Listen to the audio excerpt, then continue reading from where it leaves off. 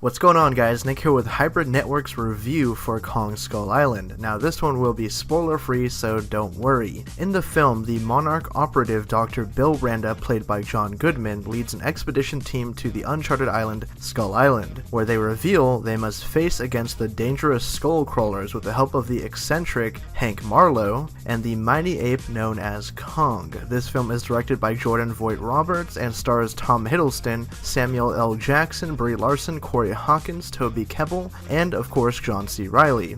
So initial impressions of the film, I thought it was very good. I actually did like it a lot. I was a little bit skeptic of it though, because going into the film I really liked the first trailer that premiered at San Diego Comic-Con, and then the subsequent trailers kind of soured my taste and opinion towards the film because it looked like the film didn't really know what the tone was going to be. It was kind of jumping all around between jokey and then scary and serious. I was kind of expecting it to be more along the lines of the first Comic-Con trailer, which was very suspenseful and had a dark, serious tone to it, because it was mostly focusing on Kong as this kind of gigantic, godlike figure that kind of just rained hell on all of the US Army soldiers. But as for the finished film itself, I really did have a good time with it. It's a classic sort of monster film that goes back to the old movies, and really love the tone and the feel of the film because it is set during the end of the Vietnam War, like right at the early 70s, and the character Samuel Jackson plays is Colonel Packard. He's a US Army flight officer in charge of the escort team that goes with them to Skull Island, and I really enjoyed his character a lot because he had a lot of layers to him, a lot of dimension about him, but I can't say the same for a couple of the other characters like Brie Larson and Tom Hiddleston's character. But I think that Hiddleston got a little bit more to do, but I found myself not really connecting with Brie Larson's character too much. Maybe that's just because we didn't really know much about her other than she was an anti-war photographer and she was kind of headstrong,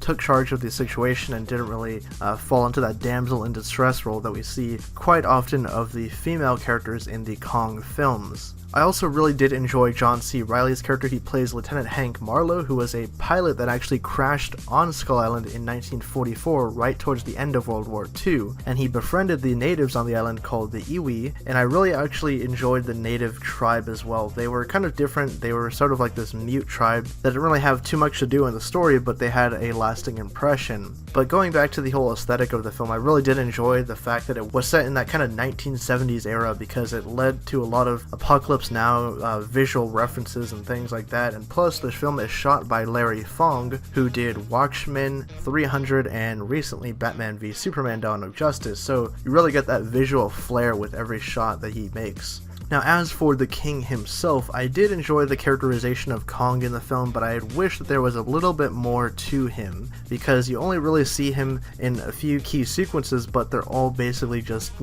him beating up the other skull crawlers or the creatures on the island, which I did enjoy the sequence where he fights the Meyer squid, I think it's called, or the Meyer octopus. That was a cool sequence, and also early on in the film there was a sequence where they kind of fight these giant spider things that have like super long legs. That was really cool and suspenseful as well. But I think that none of the action sequences really top the opening sequence where they first fly through the stormy area of Skull Island that's surrounding the island, and they get to meet Kong, and that's when all the helicopters are fighting him. You see that in the trailers all over the marketing. That was probably the best sequence in the film just because of how like high octane it was. You were really on the edge of your seat, and it was very like adrenaline filled action, so I really did enjoy that. But overall for the film, I'm gonna give it a 7 out of 10. I thought it was an enjoyable ride, but it could have been fixed had the film been slightly longer, flushed out some of the characters a little bit more so you actually cared about these people that were getting killed, and then delved into Kong himself a tiny bit more. But as for that, I did enjoy the film a lot, and be sure to stick after the credits because there's a really cool teaser for what's to come. So let me know down in the comment section below, did you guys get a chance to check out Kong Skull Island, and what did you think of it compared to the other films of the past,